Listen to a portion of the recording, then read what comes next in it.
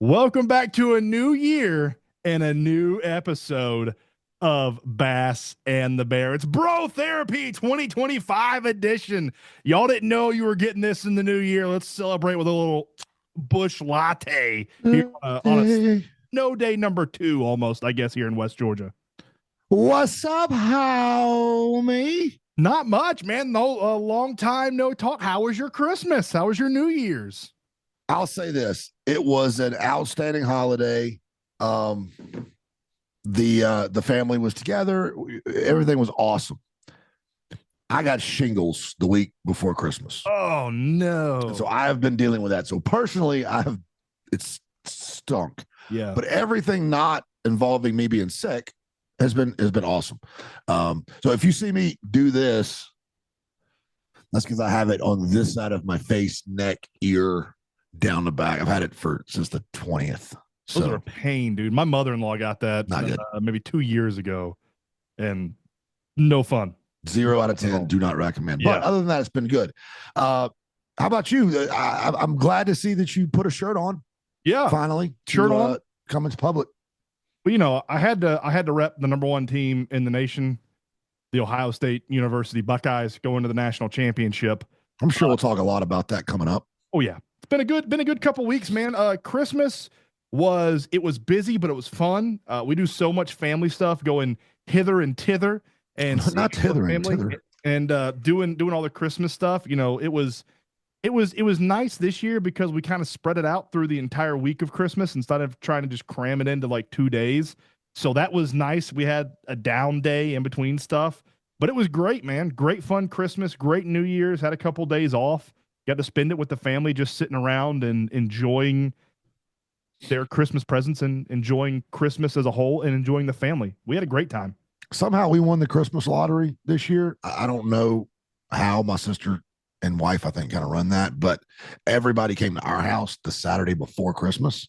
Perfect. Both sides of the family. It was awesome. And then Christmas morning, it was just us. Now I missed my mom.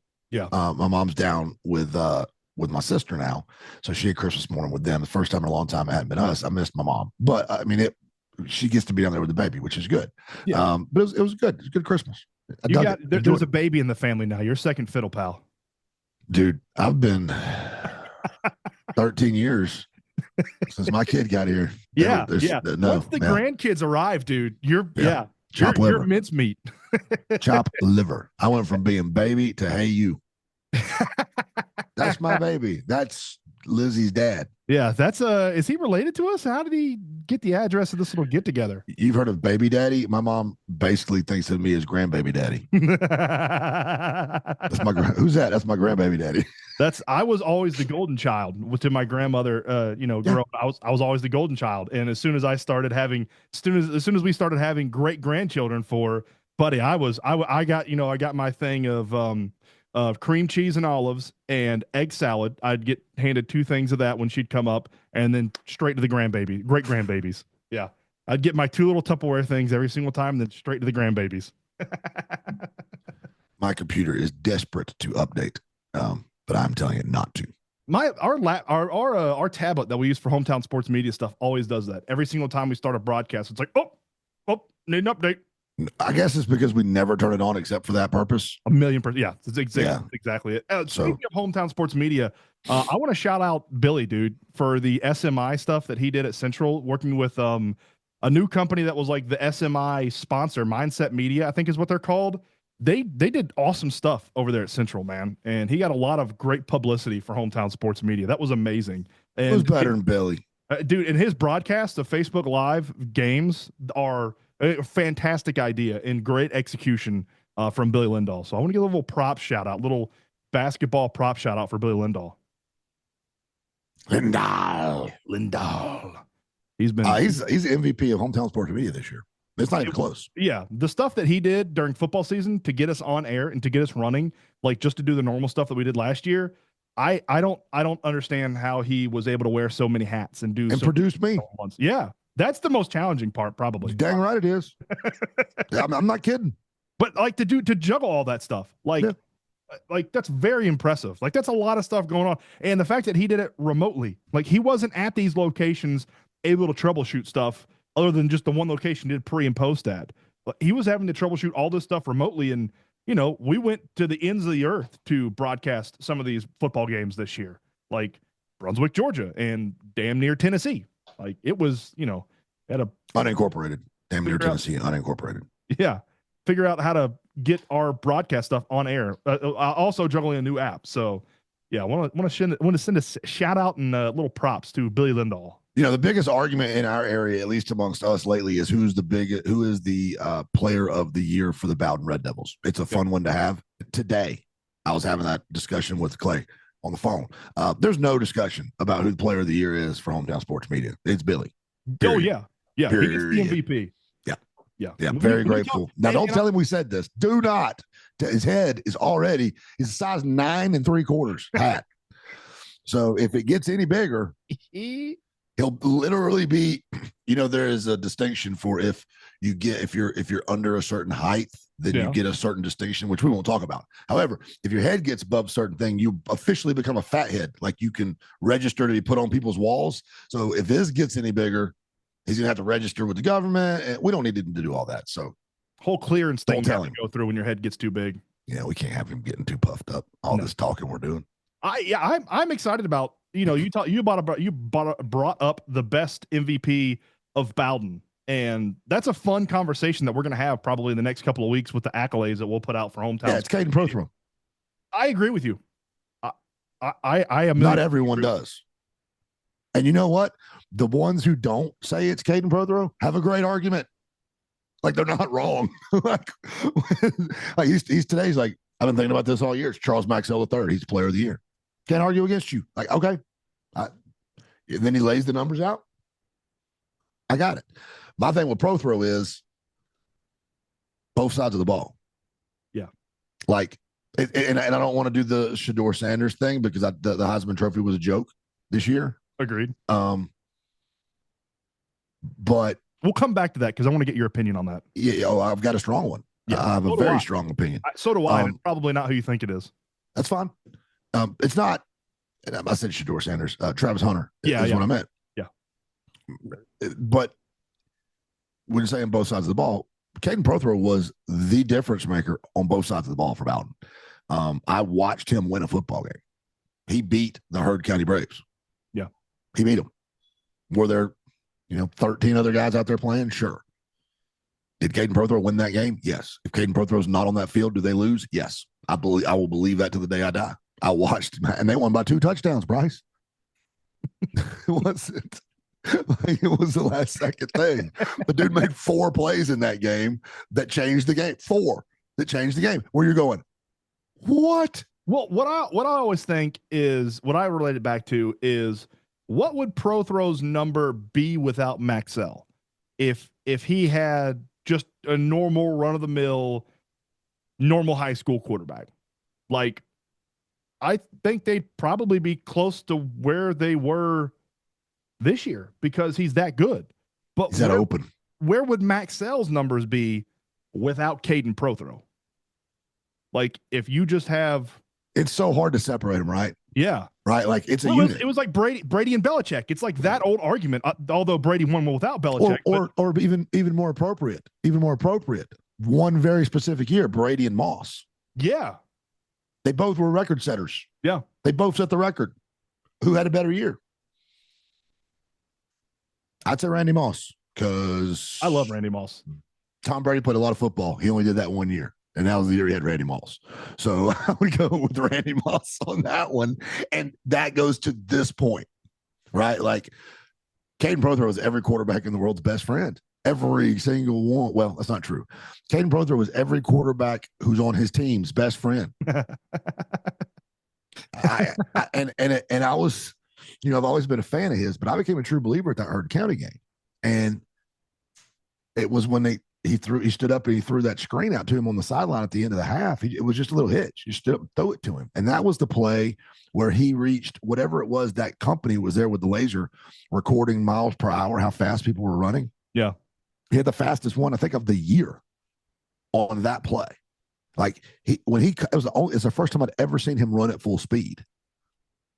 And it was like watching a thoroughbred racehorse. And I realized, oh my God, he's the fastest kid on the field. Yeah. I didn't know. I didn't know. I knew he was the best. I knew he was the biggest. I knew he was also the fastest. So he's the biggest, fastest, and strongest. And then when you watch him run a route, a double move, you go, oh, he's got hips and feet too. He's got. There's a reason and then he catches a touchdown and he hands the ball to whoever, Wes Welker, and pats him on the head and goes back to the sideline. Doesn't dance, doesn't. The most humble kid you'll ever meet.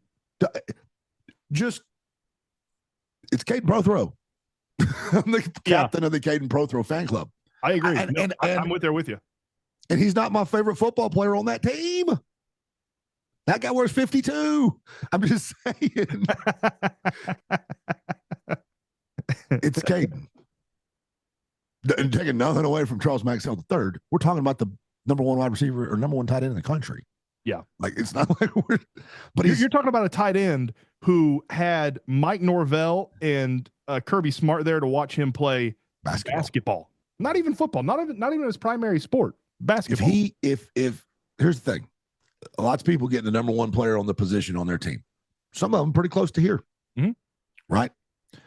And then you go watch them play, and with all of those, you're going to go, that's a really good. Wow, they're good. But not with all of them do you go, that kid loves his football team. That kid wants to win worse than anything in the world. That kid is playing for his teammates. That kid has got a positive attitude. That kid gives effort 100% on every single play. That kid puts his team above him. With Caden Prothro, all of those things are a check, a big check. You don't have to think about it twice check. He's never going to get mad because you didn't throw him the ball. He's never going to diva out because he didn't get enough whatever. He's just going to go out and strip the ball on the next possession so we can get the ball back. Now throw it to me. That's Caden. So again, president of the Caden Prothro fan club. If Charles Maxwell III isn't the MVP of that team, the fact that there is an argument is huge. Like you're in this argument. Like you are in this argument, Charles. Like it's crazy. Yeah. Which makes me so happy for Charles Maxwell III because of the transfer in high school portal situation, which frustrates me so many times. Charles Maxwell III is what's right about it. Yeah. This is a kid who did everything the right way, but just happened to who needed a chance because he could play at the next level, but happened to have a big stud in front of him. And his coach reached out to another coach to say, this kid deserves a chance. I want to see him play. I don't want this kid to graduate and not have started and nobody's seen this kid play. That's the way this is supposed to work. And so I pull for him all. And so if we get together at what we're saying, if we get together at Hometown Sports Media, we're giving out the awards and we say that somebody other than Charles Maxwell is the MVP for Bowden, he's still had a remarkable state championship quarterback, dude. Yeah. And they don't win it without him. And they don't win it without Charles Maxwell III. There's only 7 of those this year, right? State championship winning quarterbacks. There's only 7. Yeah. And there's not many people that can say I'm a state championship winning quarterback. This cat started 1 year. He started 1 year. You get 4 chances at it. It's not like college where you can get in college if you're like Cam Rising. Cam Rising's been in college for like damn near a decade. Years. Yeah. And in the NFL, if you play in the NFL, you can play for 20 years. And you get multiple chances. In high school, you get 4 chances. Charles did not. Charles got 1. Yeah. He started for 1 season in high school. Capitalized on it. Sure did. So congratulations. Anyway, bro therapy, man, we've been going all forever. I don't even remember how we do this. That's what I was telling Billy. I was like, when football season starts, we are so busy because that's our main time, especially for Hometown Sports Media. And I coach a football team. So, we're constantly always doing something every single night. I get home at like 10:30 at night, and I immediately go to sleep and wake up and do it all again the next day. Next season, we're going to work on it. Next season, because we're missing a huge opportunity. I mean, obviously, it's our sport. Obviously, we have big opinions every week. Obviously, we have insight that folks might give a crap about, and we will get mad about stuff every single week. We can argue about that. It'll be funny. We've got to figure out a way during football season to do it. This year Yeah. wasn't the time to do that. We had too much new stuff going on. Oh, So yeah. I'm committing next year to we just keep going and, I got an we idea. cruise through it. I got an idea for next year. We could do it on Wednesday nights. Got an idea for that. Okay. I mean, got an idea for that. We could do it on Wednesday nights. Yeah, that's what I'm thinking. So let's lead off, man. Let's get to the stuff. Now, because the shingles have not been sleeping, and so last night at halftime of that game, I collapsed and was out. That's so good. I did. Sleep. Yeah, I'll take the sleep over anything. If it had been Georgia Southern, I'd have been asleep. Like I was, I had to have it. But then I wake up and was so happy to see that your boy 33 finally got his comeuppance, because I've been pissed off for what's his name? Jack Sawyer. For Jack Sawyer since the Michigan game. Yep. That poor kid, like my heart has hurt for him. Like he has done everything right. He makes the play of the century in his senior year big game, and then his stupid ass head coach blows it and it's gone. But here on the biggest stage, to everybody but Jack Sawyer, a more important game. We know that it was that's not more important to Jack. No, it's not. But then he makes that play, a walk-off strip sack touchdown. Come on, James Harrison, what are you doing? That's what I told Emily. As soon as that play happened, I said, that's a top 5 play in Ohio State history. I said, that's a top 5 play in Ohio State history. I said 85 yards to the heart of the South from Zeke against Alabama is up there. I said, but this, what was it, 91 yards, something like that, 80 yards. I don't remember what it was. Through the heart of Texas, the strip sack. But think if you would have won the Michigan game. Oh, man, it'd have been. And he has both of those plays in the same, and then you win the Natty. He's got both of those plays in the same season in the semifinal against Texas and in the big game. Yeah. Yeah. That's Michigan.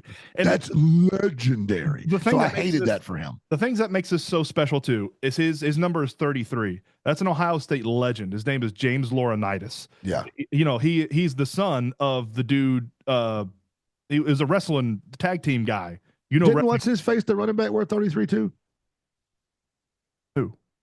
Archie? The big one, the big tall guy, stood straight up and ran everybody over. What number was Eddie George? Ohio State. Nah, Eddie George was like 25, I think. Oh, okay. I thought he was 33 too. So James Laurinaitis is already an Ohio State legend, son of a WWE Hall of Fame wrestler, the tag team stuff. And now Laurinaitis has came back to Ohio State and is now coaching the linebackers. Whoa. James Laurinaitis? You're telling me James Laurinaitis is the kid? He's Road Warrior? Yeah, he's Road Warrior's kid. I didn't know that. That's a cool dude right there. 33, the James Laurinaitis played linebacker for us and was a menace. I mean, I remember him, yeah. Yeah, he went on to the NFL. He played for the Rams for a little while. He's Road Warrior's son. Which one, Hawk or Animal? I can't remember which one was. Animal, I think. Animal, the big one. Animal. Yeah, I would think Animal. Yeah. Road Warrior Animal's kid? Yeah, he's Animal's kid. And so he went to the league, and then he came back to Ohio and did some stuff. He did some stuff with the university, and then he did a radio show, and then he went to Notre Dame. He worked at Notre Dame on Marcus Freeman's staff for a little while. And Ohio State took notice of how good he was doing on Marcus Freeman's staff, and then Ohio State hired him away, and now he's the linebacker coach there. And he has turned this defense into just, I mean, an insane, no pun intended, animal. And it's so cool that Laurinaitis, who wore 3s, is now coaching one of the legendary Buckeyes who is also wearing 3s in Jack Sawyer. And the thing that I love about Jack Sawyer, this kid's a Columbus kid. He grew up in Columbus, born and raised in Columbus, Buckeye fan his entire life, went to Pickerington. I mean, you can almost see Ohio Stadium from Pickerington High. This guy bleeds scarlet and gray. And the fact that he made that play on the biggest stage for the Scarlet and Gray last night, like I was losing my freaking mind, man. I don't know how I didn't go through the floor of my living room. It was one of the coolest moments I think I've ever witnessed as a Buckeye fan, just knowing what that guy is all about. I don't think people who don't play ball, so I'm not taking a shot at them. I'm trying to explain. People who didn't play ball, and it was really important to them, understand numbers and what they mean. I was touched and thought it was awesome the other night. And I don't really love anything about Penn State, but the number 11 thing, awesome. Mm-hmm. Like those are three freaks, right? Like to wear that number is an honor. Like Yeah. that's something. Like getting your number retired, there's only 100 of them. Like for a team to say nobody will ever wear your number again, our numbers matter. I was number 66. I was 64. I was 55 my whole life until my sophomore year when it was time for me to play and I actually got to pick a number. And and I was in a little bit of a confusion place because my two biggest heroes were Marvin James, as you know, and Antonio Talton, who was the other guard on the other side. They were number 66 and number 77. Marvin was 77 and Antonio was 66, and both were available. And I got the first choice. And I called Marvin and said, "Hey, just curious, have you got your number yet in Statesboro?" And he got 66, which meant if I got 66, I could have his and Antonio's number, right? Right. So now we would all three be, there's no brainer. Now we're in the same club, right? Right. So I got 66. But what's even cooler, you ready for this? This matters to nobody but 4 people on earth. My boy, Big O, Orion Smith, who played on my right from the 8th grade on. I was a center. He was my right guard. When I moved to guard, he moved to right. He was next to me. He got to pick after me, and he took 77 for the same reasons. Antonio Talton, 66 in high school, goes to Fort Valley State University, and guess what his number was? 66 or 77? 77. 77. So Orion got to wear Antonio and Marvin's number too. So we're all of us are in the same all club. Connected. And that matters to nobody but us. Yeah. But it matters to me and him because we were honoring them.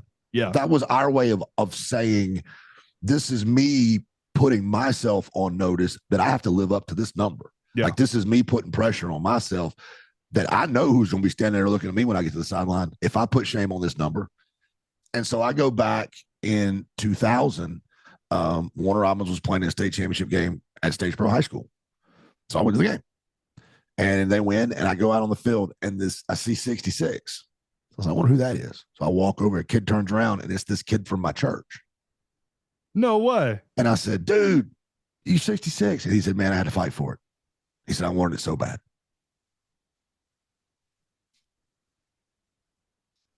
What's better than that? People don't understand like the legacy of a number either. Like I almost started crying. Like I was like, are you serious? I said, because of me? He was like, yeah, because of you. Like he did to me what I did to Marv. That's amazing, man. And I'm 45 years old. Every time I see Marvin James, what's up, 6? What's up, 6? Like, well, that's my middle son. He got the number 21 his first year of playing anything because that's what his granddad was. Emily's dad was 21 when he played football. So Grayson has been 21 every time he gets to pick a number. He's always 21. In fact, at baseball at the park we play at, nobody calls him by his name. Everybody calls him 2-1. Even if for some reason he doesn't get 21 that year, they all still call him 2-1. And it's become a thing now that he'll have 21 and Braxton has 12. And it's the reverse of 21. And this year, last year, they realized that Dion, when he was with the Falcons, was 21. So now he's laying into the 21 even more. Every time he does anything, he's always 21. That's his name. Like these coaches that have coached in the past couple of years, they don't call him by his name. It's 2-1 every single time. It's 2-1. The legacy of a number is so huge into why you pick a number and why you stick with a number and the lineage behind that number. Like there's a lot of passion. There's a lot of thought behind numbers that you pick for really any sport. When I'm playing poker, if I make a bet, there's a 2-digit number. Almost always I say a name. That's how I announce it. Herschel Walker. Billy's good at that. See, I don't Gary, Walter Payton, $34 bet. Like they stick in my brain. I love them. I love numbers. Billy is the expert at that. When it comes to like Ohio State numbers, I'll remember that because I've ate, slept, and breathed Ohio State since I was probably 5 years old. But Billy will rattle off numbers from like the Falcons, the Hawks, the Braves, Atlanta United sometimes, Ohio State. Think about how big of an honor it is. Like if you were sitting, let's say Emmett Smith was sitting at the table with me playing. I didn't know he was there, or he was just watching, right? And I bet $22, and I said, Emmett, that means that this guy, Casey Bass, who loves sports and watches all sports across all whatever, that of all the sports I've ever seen, in which everyone I've ever watched, there was someone wearing number 22. That when I hear 22, I don't think about any of them. I think about Emmett Smith. That's there. Let that sink in. Yeah. When I say 23, you say MJ. Okay. Yeah. There's a couple of differences on this one. When I say number 3, you say Dale Earnhardt. Right. If you're in a very certain part of the country, you could also say a different Dale, and that's Dale Murphy. Yeah. A lot of times, people like me, I would say Dale and Dale. Like you say 3, I say Dale and Dale. Yeah. Well, right? three was my number when I was a little kid because me too. A, I loved Dale Earnhardt, and B, my hero was Babe Ruth. Babe Ruth. I think Dale Murphy. I don't think Babe Ruth. Right? I think Babe Ruth because he was a big fat guy that could play baseball really well. I was a big fat kid, couldn't play baseball very well. It was Dale Earnhardt and Babe Ruth. Like those are two of the greatest that ever did it in their sport. 3 was my number until I started playing football and realized that I couldn't get 3, and 64 was just given to me. So I was like, now 3 is also Adrian Peterson. Oh, my Adrian. Oh, yeah, okay, yeah, the one that won national championships. Yeah, not the one that beat his son. Hey. I think he was exonerated. I think he just took a belt. I think boy probably needed the belt, and he gave his being a good daddy. I think that's what happened on that Maybe one. just aim a little bit better when you hit him with the belt. I don't remember the details, but I think he was just being a daddy. I think my dad would be under the belt before. I think my dad may be under the jail under that same. And my dad doesn't deserve a day. He needed to do more. Sometimes you got to get him in line, man. Sometimes you got to get him in line. But there was nothing worse than when they did miss and catch you a little low. Bad. That on the hammy shot. And I know he never did it on purpose. No. As a dad now I thought he back then. I was like, that son of a. My dad had a 3-lick rule though. I don't know about yours. Like my dad, he had a personal rule to himself. I think it was to make sure he didn't, because with me, you could lose your cool. Yeah. Make sure he did not lose his cool. He had a 3-lick rule. He gave me 3. Now I will say this from a lot of experience. Some of them 3 he laid in there.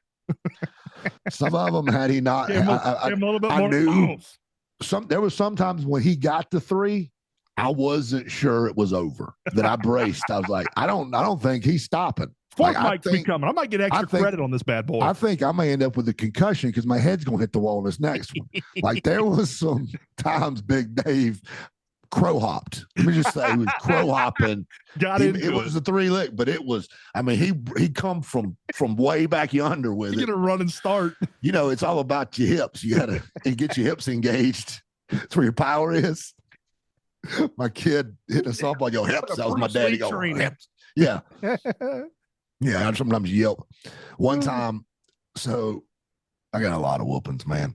My dad had a belt that he wore, and he had a belt that he whipped me with. They were different because he couldn't just have one. He kept having to buy a new belt. This is a true story. Yeah. We would go to church. My dad was the music minister, and I was ADD before they knew what ADD was. I was ADHD.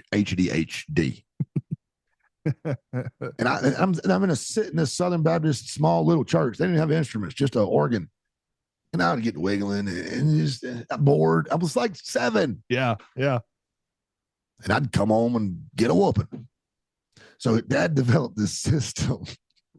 My dad held the same Bible. So if you ever run in a day with Bass, let me see your Bible, and you can flip through it. And I guarantee you, it will not take you long to find a little dash at the top of a page or 2. If you found one that had 2 dashes on it, Casey Bass had a bad day. So what Dad would do was he would come down from the stage after he led singing for the service, and he would put his arm around me, cross his legs, and open his Bible to whatever the service was. He had his pens. He was taking notes. Yeah. And if I got to wiggling, he would reach up and he would make 1 dash at the top of the thing. Mm-hmm. That was my warning. That was all he would do.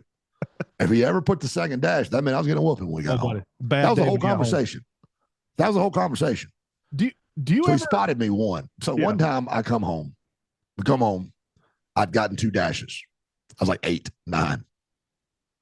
I come back and I'm in my room, leaned over to bed, waiting. Like 20 minutes, dude hadn't showed up. Finally, he comes in and he's like, "Hey, man, we'll do this after we eat." I said, "No, I don't want to. I don't want to prolong I don't this. want to be thinking about this while we eat lunch. Can I we want to do it enjoy now? lunch. Like, I want to eat. Like, no, man. Can we?" And he went, "Come on, let's eat." And I didn't get a whooping. Oh, How about that? there you go. That was like our first bro moment. I think it was like a respect thing. I was like, Yeah. "Nah, dude, like, just do it so I can enjoy Now. my food." And he Get it kind over of was with. like, I think my dad was like, "Oh, that's man shit right there." All right. Talk about like lunch after church. Like those are some of my fondest memories when I was a little kid because Yeah. what I once again big NASCAR guy, grew up loving NASCAR, watching NASCAR. Like that was every single Sunday. We would come home and mom, it seemed like every single Sunday we had hamburgers. We would just do hamburgers and tater tots or hamburgers and fries. Like it wasn't anything amazing, but we would sit down all as a family after we go to church, sit down in the living room, and we'd watch NASCAR and eat hamburgers and tater tots or hamburgers and French fries. And like that's one of those core memories that's just ingrained in my head, and it's one of the most fun times I remember. And it was when, that was like the one meal my mom could cook good. So we enjoyed it a lot. And like that's one of the things that I try to recreate with my kids is, once we get done with church, we come home and I'll usually cook out, especially if it's nice outside. I'll cook out and I'll flip on the race and they'll moan and groan for 20 minutes and then we'll flip over to football or flip back and forth or something like that. But that was like one of those core moments, core memories that's been ingrained in my head for my entire adult life is coming home from church and eating lunch with everybody and watching NASCAR as my stepdad would tape every single NASCAR race that he ever watched on TV. He had boxes and boxes, years of NASCAR race tapes down in our basement. I don't even know if he ever went back and watched any of them, but he had VHS or hundreds of Betamax? old VHSs. I mean, hundreds of them, hundreds of old VHSs. And it started in probably 93. I mean, went all the way up into the 2000s until we got TiVo. He probably had a decade's worth of races on VHS down there. It's crazy, the memories from our youth that stick with us. Like I have one that I think about often, that came up last night, and my daughter is preparing to try out for the spring musical at the high school. Do we know what it is yet? It's Footloose. Oh, cool. That's a good. And so we're going to watch the movie Footloose today. Footloose. Well, one of my favorite memories in life. And I don't remember how old I was. I think I was like 8, 9, 10 years old. I don't remember how old I was. But somehow, some way, me and my Uncle Don, who you're aware of. Oh, yeah. What is that thing right there? Right. He says we're award winning. That's the only opinion that really matters. If we're award winning to him, that's all that matters. Yeah. It is. But somehow me and Uncle Don ended up at Uncle Don's house alone. Like we were just there. Like he was babysitting me. I don't know. Everybody had gone. Yeah. Which is weird. It never happened. So it's just me and him. And I swear to God, this is going to sound like, you know what we did? He put on the Footloose soundtrack. We took our shoes off. He had his old house in Anderson, South Carolina. And I don't know if it had a working furnace, but it had like furnace grates in the floor, like those big ones. And yeah, just a cool house. I liked his house a lot. And we played it at the top level and just danced around the house, sliding in our socks to Footloose. And I was the coolest kid in the world because my Uncle Don and me were dancing. Like, that's a memory. That's a memory that I have that makes me smile every time I think about it. One of those core memories. Then we went, and this is why Uncle Don's the best, because he can go from that randomness of crazy into the world's most detailed and organized human being, which is Don Sullivan. And at the time, he was in charge of their church's board that has the words on it out front. Oh, yeah. And nobody's ever taken it more serious than UD did. Graph paper. So then we would go to his closet, specifically they had for all of this stuff. He would have his graph paper and he'd be like, all right, here's what we're doing. Boom, boom, boom, boom, boom. This is this week's message. And then he would have this is last week's message on the graph paper. So we go, what we need is this many P's, this many U's, this many whatevers. And then we'll move this here, this here, this here. He's like, I think we can get it done in 5 minutes if we prepare right. So we would pull all the stuff and we would drive to the church. You treated it like a special forces mission, man. We would run out there. He had the big long pole. He had to do both sides. but he, as an adult, it was a role model for me now because I know that was not like that was just him doing his day with me. Yeah.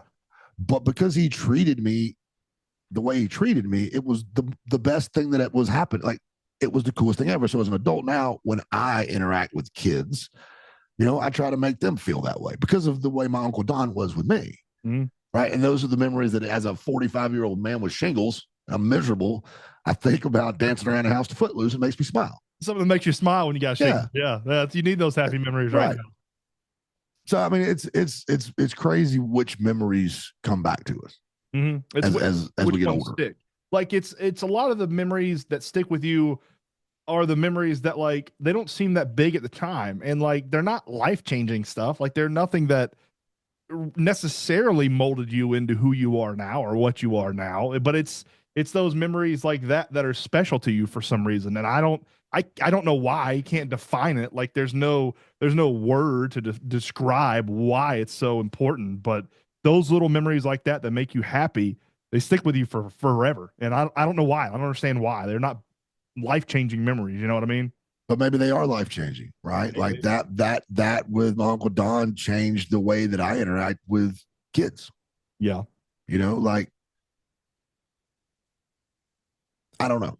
But what it did make me think of was this, because there are different memories that we make now. And I get memories, and the memories we make now are of our children and their friends. Yes. Right. And I've reached the age, my kids reach the age now where their personalities are just, they're turning into little humans. Mm-hmm. And Jalen is a little best friend who has since kindergarten. She's like our second daughter. She's over all the time. So she spent the night with us on New Year's, which was awesome. We have a great time. And she's doing, remember the affirmations with Snoop Dogg? Oh, yes. On vacation. That's Jack. She said this sentence, and I typed it into my phone at the time. I was laughing so hard it hurt. I was going to tweet it, and I didn't do it. And it just made me think about this. And she says, she holds her arm up to me and she goes, hold on, I'm going to read this because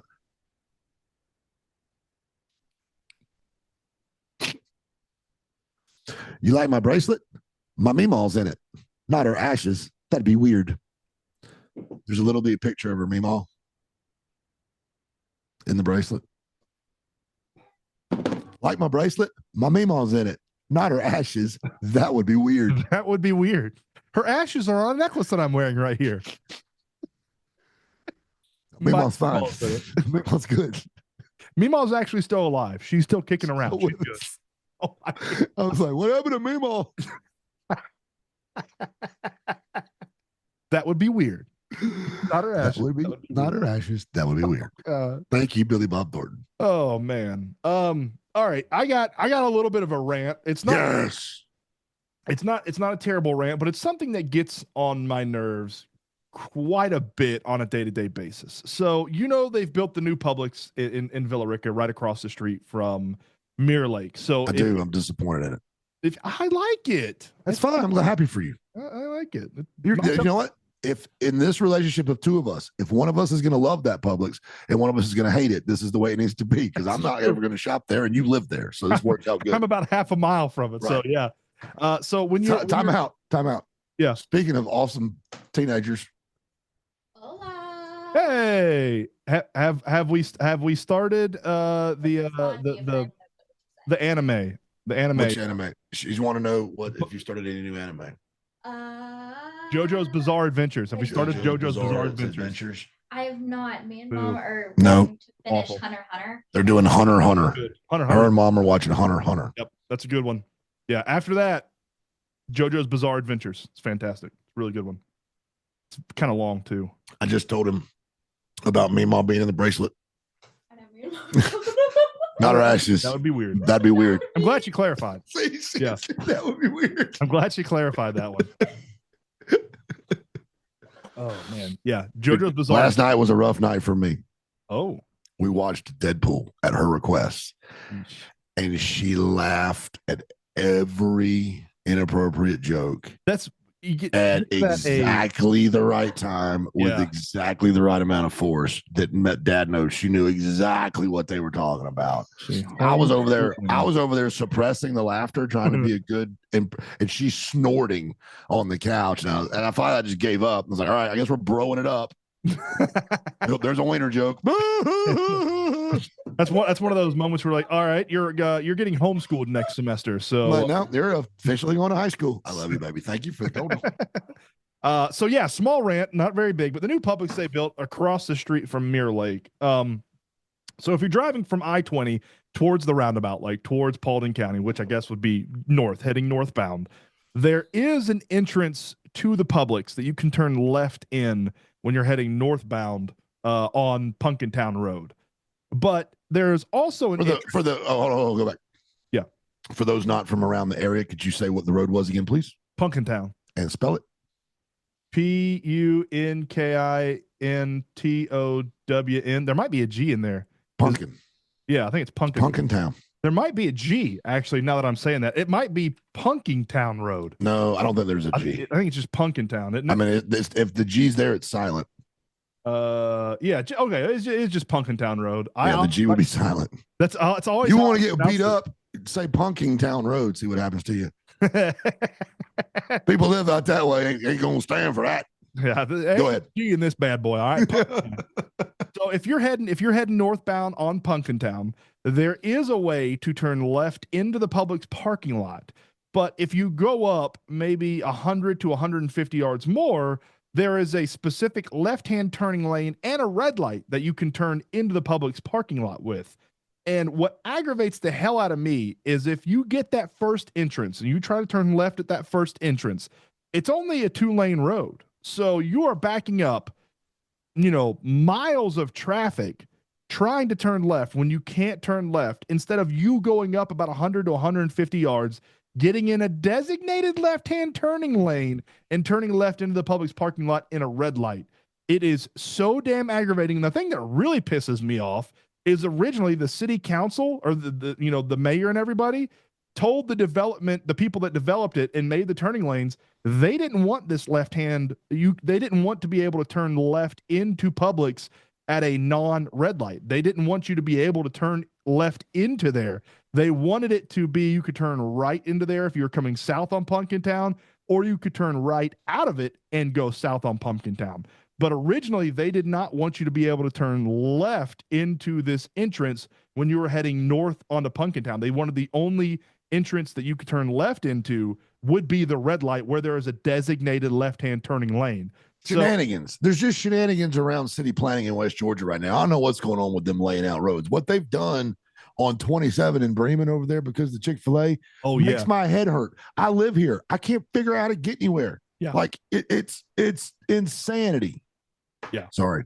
Yeah. No, Go ahead. So that was my little rant is if you're going to turn left into Publix parking lot and you're heading north on Punkintown, just go up like 100 yards and turn left at the red light so the people that are going straight can continue the traffic instead of you holding up miles of traffic trying to turn left when oncoming traffic is a steady flow.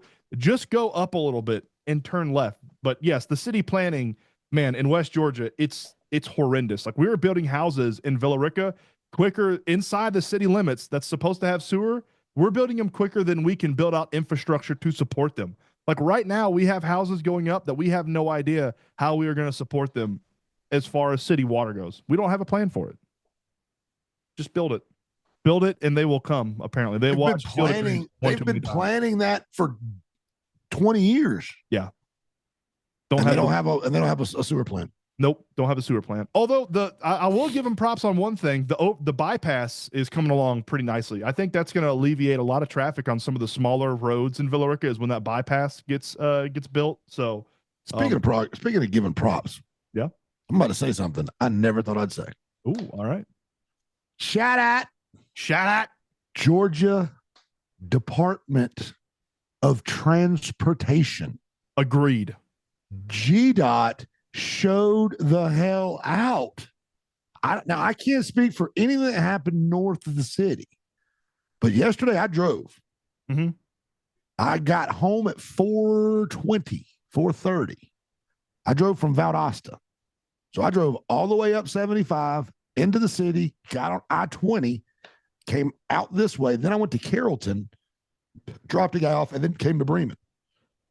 At no point was I ever nervous at all. There was 6, 7, 8 inches of ice on the side of the road.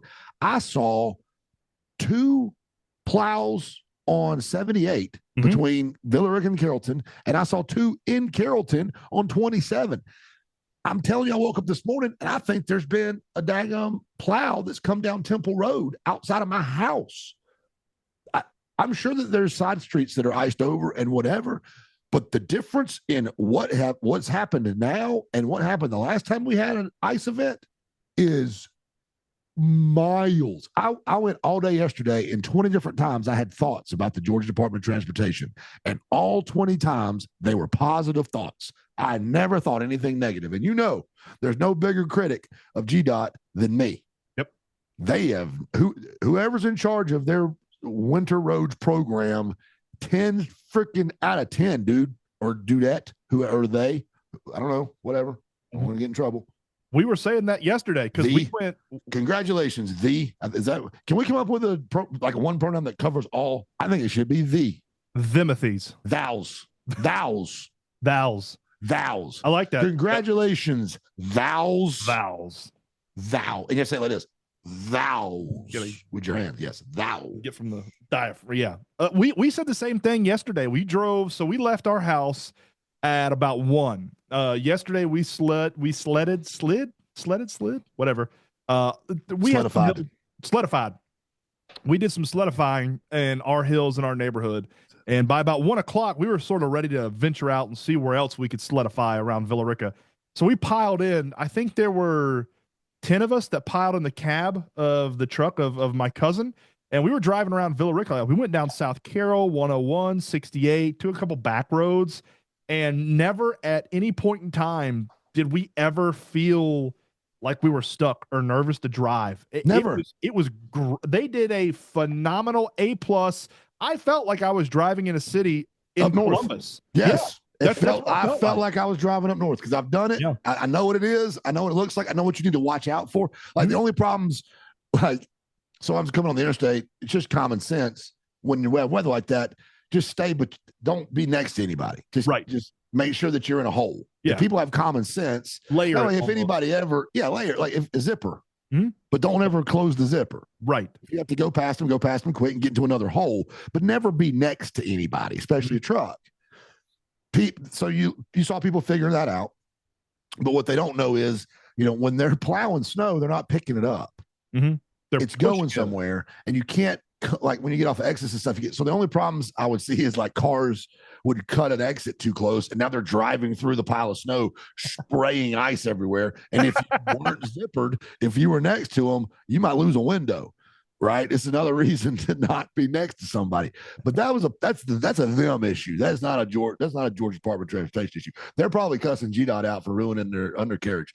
That's their fault. Not only so much GDOT's you can do. We're not scooping this up and removing it. We're just moving it so you can drive in a lane. Yes. Yeah. They did a phenomenal job, man. I even saw a GDOT. We stopped at QT and a GDOT truck pulled up, and a GDOT truck had a little snowman sitting on the top of the cab as they were driving around. And Emily and I both said, I'm like, they got to get some props for the way they did the roads yesterday, because it was A+. We went out a little bit today, perfectly fine. They've been training. They've been getting ready for this for 7 years. Yep. So, and they went out and they nailed it. And I'm glad they stopped and took the time to make a snowman to put on top of their truck. And basically that's what that is a sled driver high stepping it in the end zone. That's him doing the Dion saying, we nailed this. We're going to do a snowman real quick. And the whole world could see me making this snowman, and nobody's going to say, why is he not working? Because there ain't nothing for me to do. Yeah. That's what that was. Already did it. Gronk spike. I want to give another shout out to the power companies out here in West Georgia. How about that? I didn't lose power one time, not a single second. Us either. Knock on wood.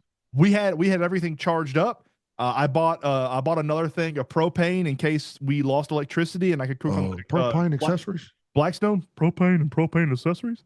So I bought another thing of propane in case we needed to cook on it. we didn't lose power, not for a single second. I know some of Villarica did.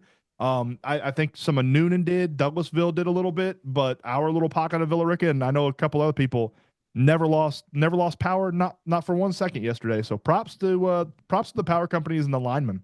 Let's do something. We have a zero plan for this. Yeah, Our plan for this was entertain. Apparently, the podcast we got peer pressured into this. It got announced in the group chat. It was like, we're recording tonight. I was like, what? Wait, whoa, I'm in Valdosta. And they're like, all right, we need to do it.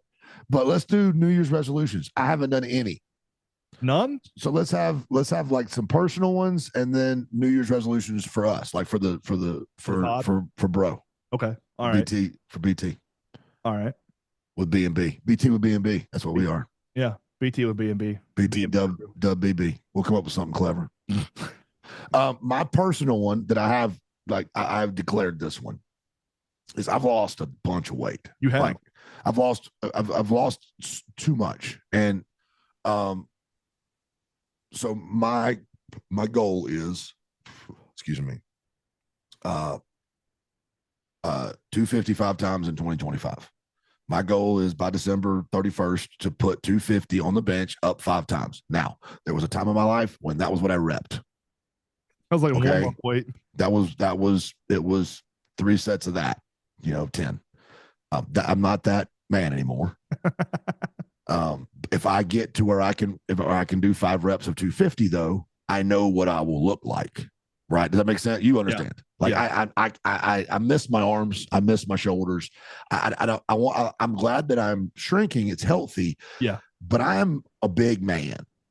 You understand this? I've always been a large man, and so my personality and who my identity is, I'm a big dude. And when I look in the mirror now, I'm like, ugh, you're not a big dude. You're wormy. I don't want to be wormy, man. I can't. I'd rather be fat than wormy, but I don't want to be fat, right? So and bench press. I get it. I know. Don't come for me. It's not that I am an offensive lineman. I love to bench press. Exactly. Hold on. I love to bench press. And here's what I know. I hate bench press because those bastards with short arms always get to lift more weight than we do, but they have to move it 2 inches. He's right. It's not democratic. It's not a democratic judge of strength. Yeah. But the reason you hate it is because it's important to you. I hate it because we would never squat. We would never squat. If it wasn't that's a DC problem. Yeah. No. We would. Everybody would talk about their bench max and talk about how. I'm like, all right, let's go over to the squat rack. Let's go squat some weight. Let's go deadlift some weight. See how much we can do there, pal. All right, I'll lift the house. This is Bryce and his feelings, guys. we have uncovered an old scar. Yeah, 6'7". You got them long arms. And they're like, you wuss, you can only do 275. You're like, I got to move it 9 feet. Yeah, exactly. These running backs are like, I do 275. You literally, with your chest and your short arms, you moved it 3 inches. Yeah, they can't even unrack it. Their arms aren't even long enough to unrack it. Somebody's got to bring it down to them. They're like, I bench 400 pounds. Fool, you moved it 1.25 inches. Yeah. Yeah, exactly. All benches are not created equal. Now I'm mad. Anyway. Yeah. We all, it's important. I like to bench. And so I know that I'll bench. However, I'm never going to go downstairs and just bench. Yeah. Like, I'm going to go down.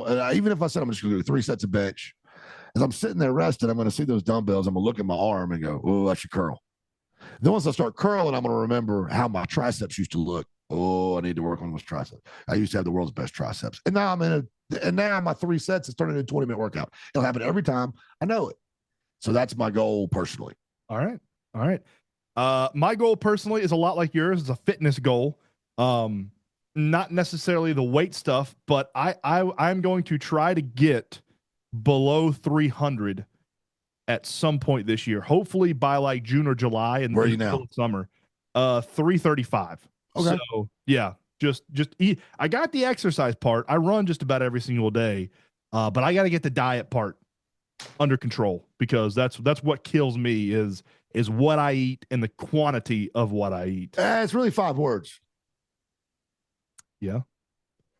Long neck, ice cold beer.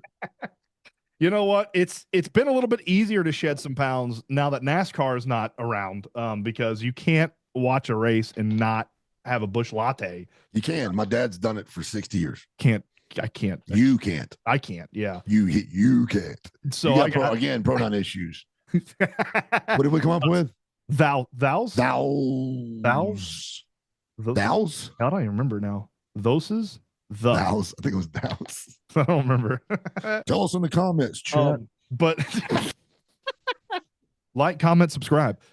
Listen, chat. Have you noticed everybody starts talking to the damn chat lately? What I don't get it. I'm so old.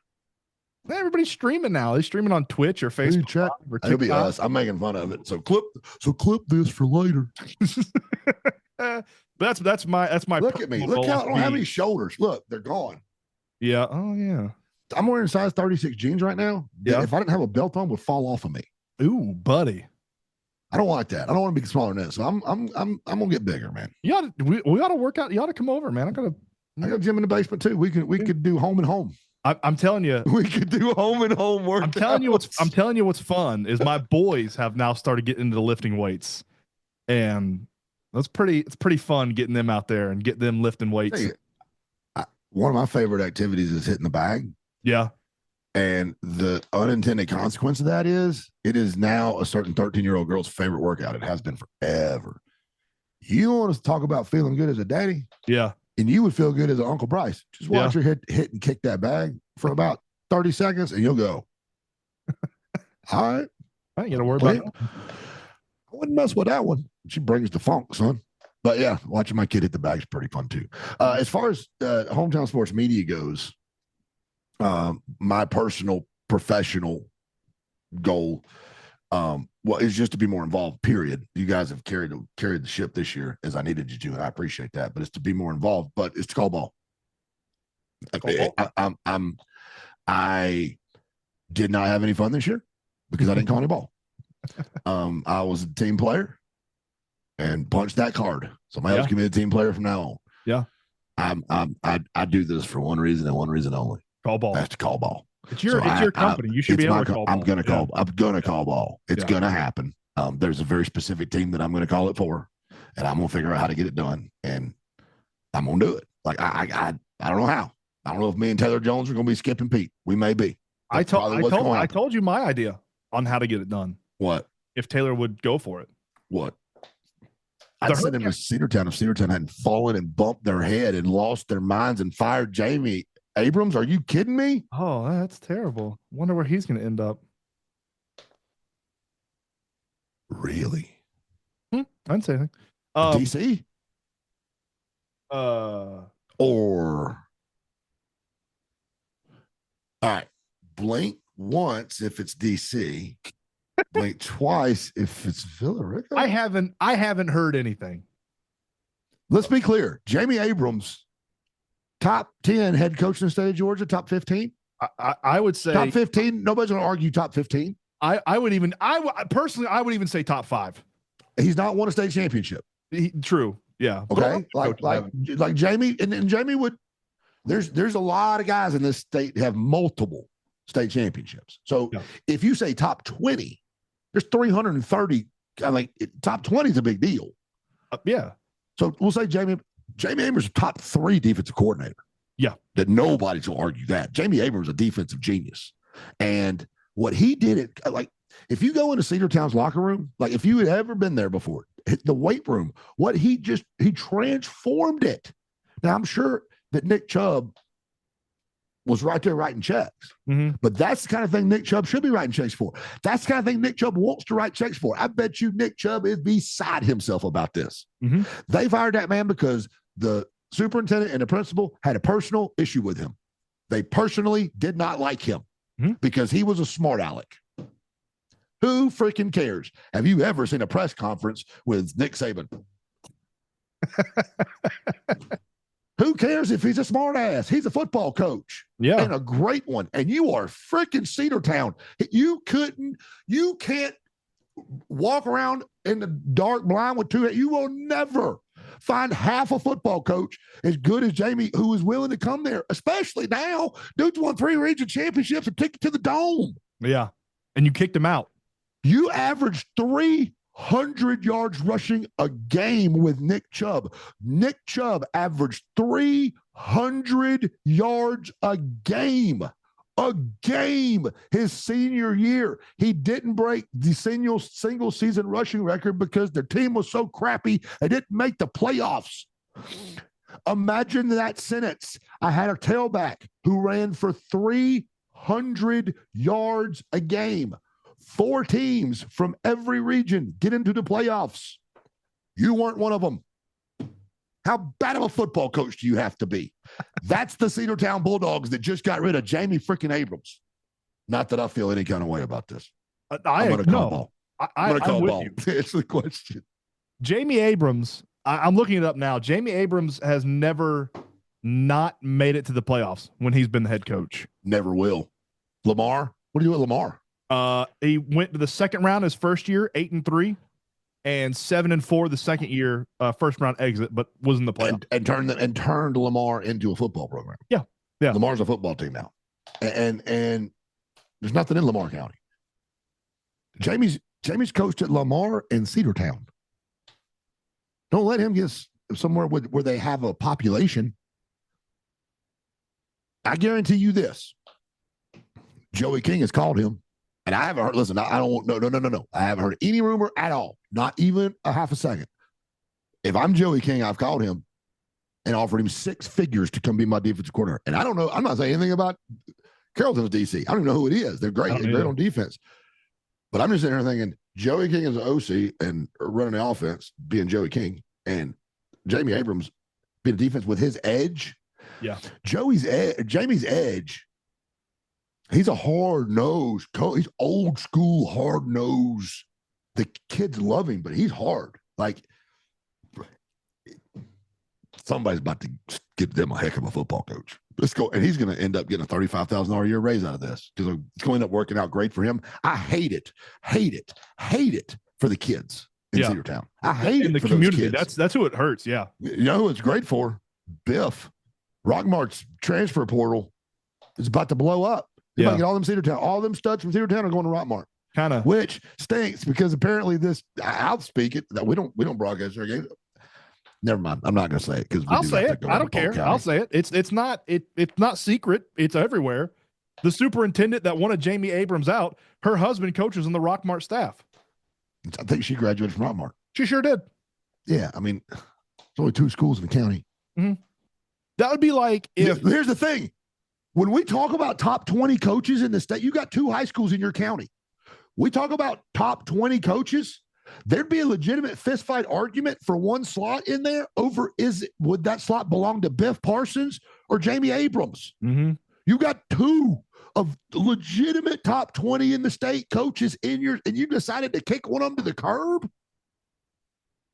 Who's a better coach? There's a conversation for 6 hours. Who's a better coach, Biff or Jamie? Right? Yeah. Again, back to Charles Maxwell. If you're even in the argument, anyone who loses, whichever one of those loses that is a win. Like they're both studs. They're both great coaches. Studs. Yeah. Put those 2 together, offensive and defense. Oh my God. Jeez. Yeah, that would be good Lord. Yeah, I don't understand what that move was. I think it's personal. It has to be. I've heard from people and not from Jamie. Like I texted Jamie, I got thanks, man, back. I'm sure he's getting it from everywhere, but like people on the ground in different areas, I know the community's not happy. Saying their reason was personal. They said he's a smartass. That's why they don't like him. What a great reason to fire a fantastic head coach. Don't like him? Boy, Richard Finley Sr. would have not done well. That's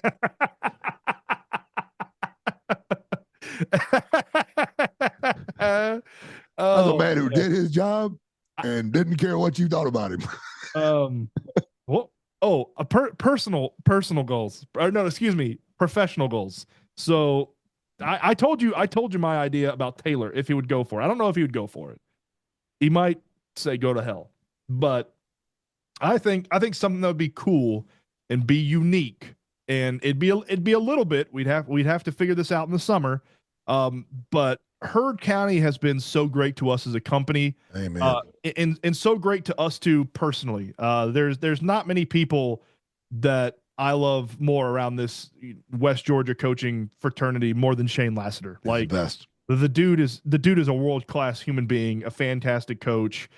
Tim Barron being on that staff. I mean, a lot of coaches on that staff that we've known for a while and that have just been really, really good to us. And when we had nowhere to go at some point in our company's history, Heard County said, "Whatever y'all want, open the door." We'll sign a contract. Yeah, with exclusivity stuff. And Right. like, You have to do that. Yeah, like they've been so great to us. And I think a cool way to repay them for how awesome they've been to us is to give the Heard County Braves their own exclusive pregame show every single Friday night. Just have Taylor, and if Sammy wants to do it, or if Sammy wants to call with you, or if Taylor wants to call with you, and I don't know how we figure that out. I don't know how we do it. We can probably figure something out. But I think I'm going back. I'll be out there.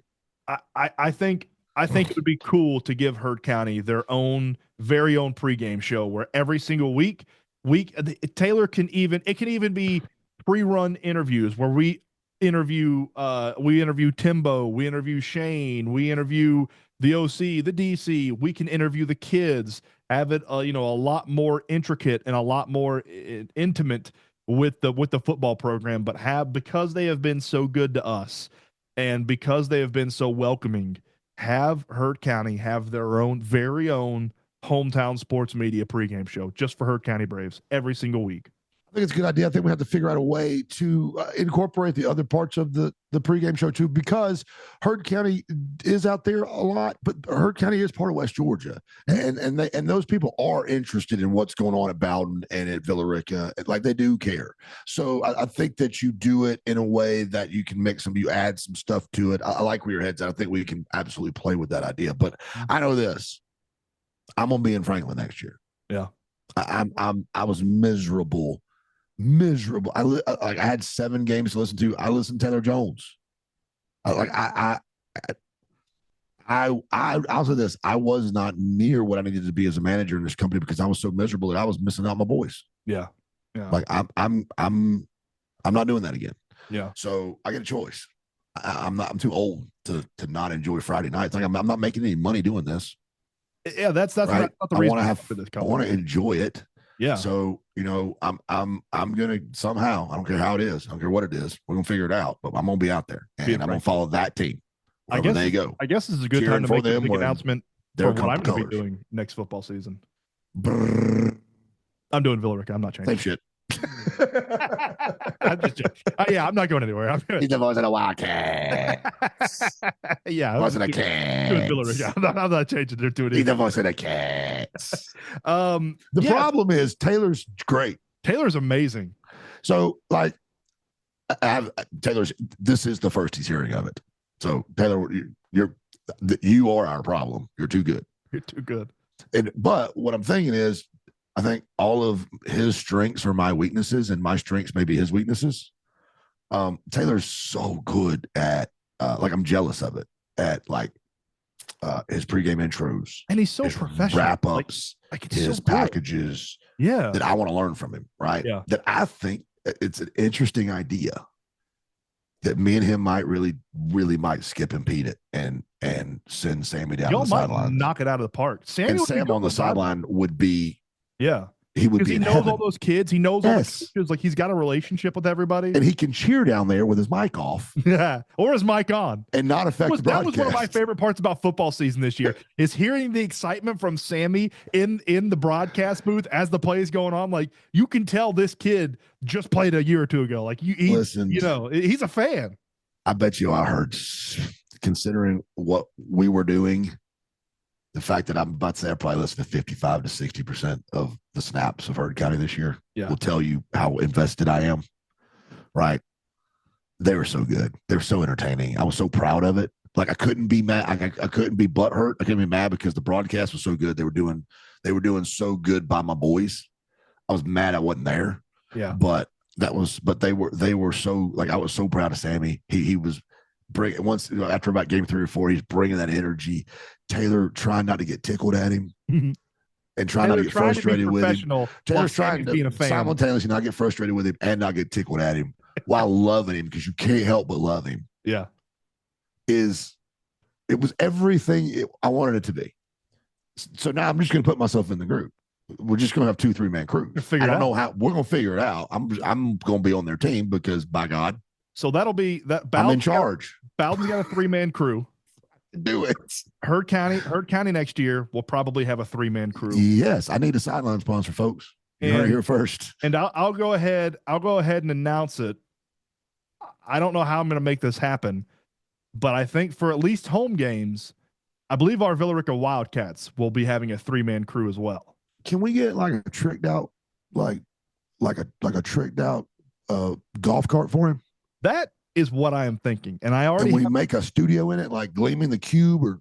I have an idea of who I want to sponsor the golf cart, and I'm going to go talk to them probably next week when I go sell baseball. So I'm going to. I think you could put a number on that. Yeah, like if you're doing a Your Name Here, what more valuable Your Name Here in Villa Rica, Georgia, is there than on that golf cart, like across the roof of it, with that dude in it? Yeah, broadcasting. So we're gonna. Well, I'll tell everybody our idea what I'm working on this summer. If anybody wants to help out, we are more than welcome for any help. We want to put Verlin Best in a golf cart on the sideline at every single Villa Rica home game. If we have an away game, I will be talking to the ADs and just seeing if they would be comfortable with us driving a golf cart on the track. Not all high schools have tracks, so that wouldn't be available at every single game. And I don't know how to drive a trailer, so I don't know how we would get the golf cart to. These are all things that can be worked out, especially when the man we're speaking about pretty much his whole life is pulling trailers. That's what not that he can now, but he can teach you. Yeah. Yeah. So that's the least of your worries.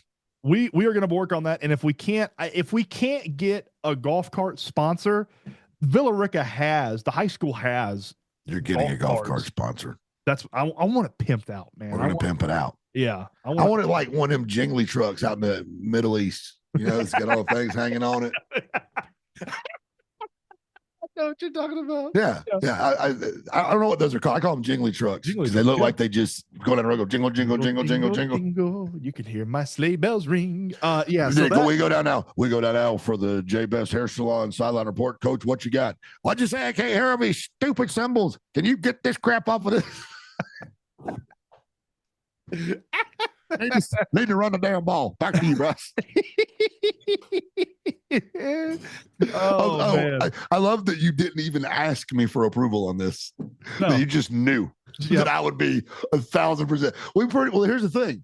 We have an official anything Verlin Best wants, Verlin Best gets policy at Hometown Sports Media. We've told him if there's a broadcast and you want to just show up and sit down and start talking, put on a headset. You have carte blanche. Yeah. To be on our radio. I don't think he believes us, but it's true. He asked us in the football season, he asked approval to come call basketball with us. And I'm like, dude, yes. Anytime you want to talk, like you are always more than welcome. We are jabronis. Yeah. We are jabronis. Yeah. That's like if Michael Jordan shows up at your pickup game. Hey, guys, can I get in? Hold on. We need to take a vote, Mike. No, get your ass in here. Yeah. What do you mean? Can we play with you, Coach? Coach Best. Can we be on the radio with you? Yeah. That's what we want to know. Because I'll raise my hand. I was never on the radio with Mitch Gray. I was. Yeah. You and Verlin were. You and Verlin have learned from the best that's ever done it in West Georgia. So anytime Verlin wants to hop on, and because I love it, man. Sometimes I forget that I'm calling ball. It's just Verlin and I talk. There's nobody. If Skip and Pete came back from the dead and had a choice between a Villa Rica baseball game with you two and Skip and Pete calling Braves Dodgers, I'd listen to you two. Like my favorite pair of baseball broadcasters ever. It's awesome. And so it's awesome because he loves you like a grandson. He just laughs at you the whole game. He just laughs at you the whole game, which the worst thing he can do is laugh at you because that just encourages you to keep going. And that makes me laugh because now I know you're just going after him. You don't even care about the game. You're just going after Verlin, trying to make him pop. It's awesome. I love it. I love to dead sell my jokes to Verlin, because when I dead sell it, like if I wish there was this year I need to put a camera on Verlin and I and record our Just reaction, looks at you. because I'll just dead sell something and Verlin will just look at me and give me like are you an idiot? Just the funniest look, and just like this little smirk. It's great. It's better than the audio. Like, it's so hilarious. But yeah, so that's professionally, that is my New just go to Year's the games. resolution. Do what? You know this. You know I'm not lying. I go to Villa Rica baseball games, put you in my ear, and stand behind you guys so I can watch you call the game. I'm that big of a fan. Yeah, you did it multiple times last year. Yes, I love it. And Yeah. I mean, and I'm a Villa Rica fan, right? Like, Yeah. I've lived in Villa Rica for a long time. I will always want Villa Rica to win, right? Like, I people, I think people know me. They know my where my loyalties are. Villa Rica doesn't really conflict with any of my others. I'm a Villa Rica guy. I lived there longer than I've lived anywhere in my life. And then I'm a Bremen guy. I live in Bremen, and first and foremost these days I'm a Heard County Brave. Mm-hmm. But I always want Villa Rica to win. But Verlin Best is just the best. He is. He's just the best. Can't get and better than best. We love him. Yeah. And so I'm all in on that New Year's resolution. So that's professionally, that's my New Year's resolution. Find the money to get Verlin Best into a golf cart for sideline for Villa Rica football next year, which I think would be. It's where he belongs. Yeah, it does. He doesn't belong in the booth. The fact fact on the sideline. The fact that we can't get him on broadcast, whether in the booth or not, the past 2 seasons, it's about damn killed me during football season. Like, I've even tried to figure out, like, what if because for a while there, Verlin would come to games and he would sit in his truck and watch, because he couldn't really get out. Yeah. And I was brainstorming ideas on how to set up a mic and a phone in his truck and just like Discord into Wes and us be able to talk to him and just get his thoughts on the game from over there. Because, I know Wes played sports in high school. I played sports in high school. I don't believe either one of us won a state title. Right. I know I didn't. Never did. No. And I don't think Wes did, but Verlin's been there. He's won it. Like, he's played at the highest level. So getting his insight is always fun. Whether he's being serious or teasing me and telling me a joke, either one is fantastic. My biggest goal for the company is not to grow for a year. Probably won't happen. Yeah.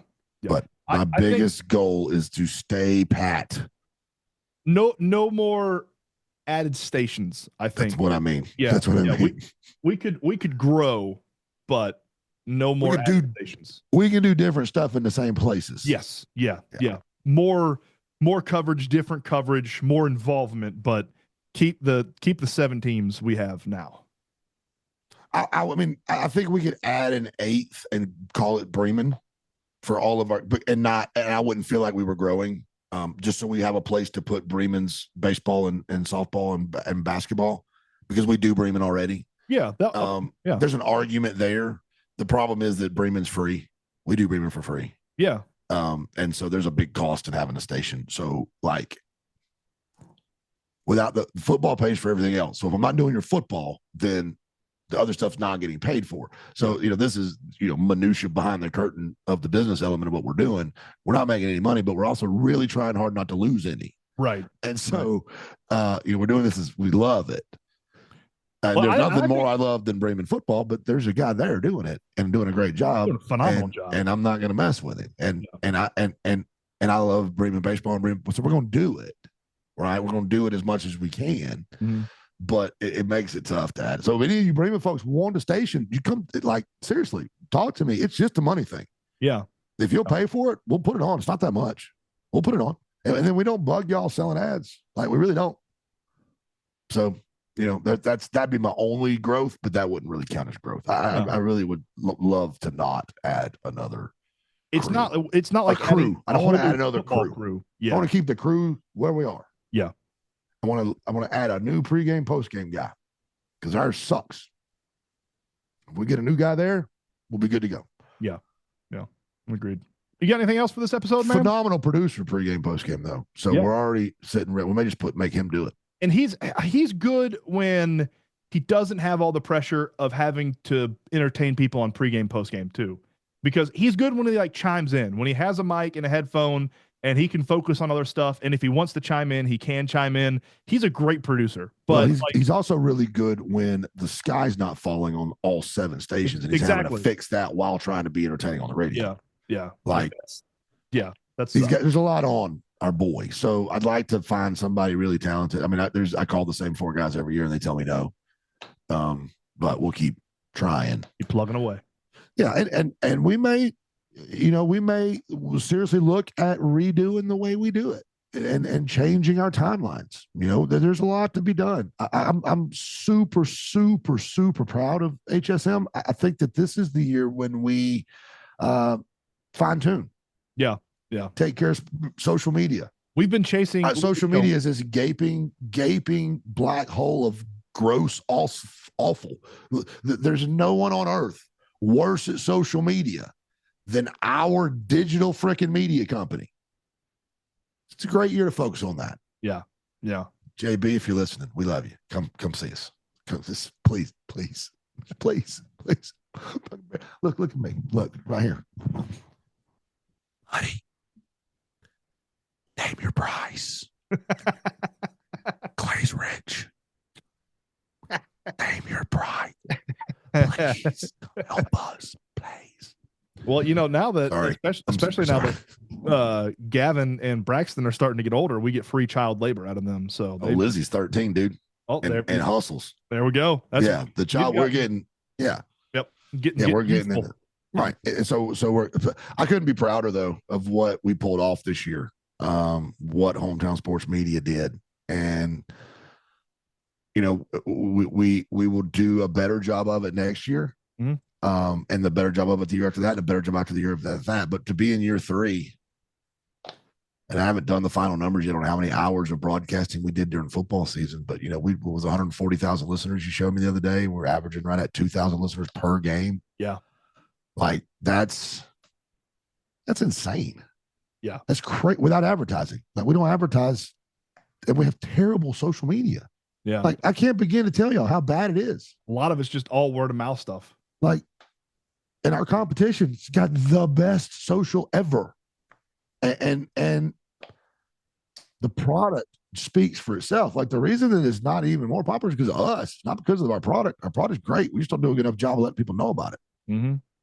I mean, that's really where we're at. And that's where we've got to get committed. I've got to get committed. You've got to get committed to doing right by our guys and getting their stuff out there so people know, oh my God, have you heard Mike McKinney?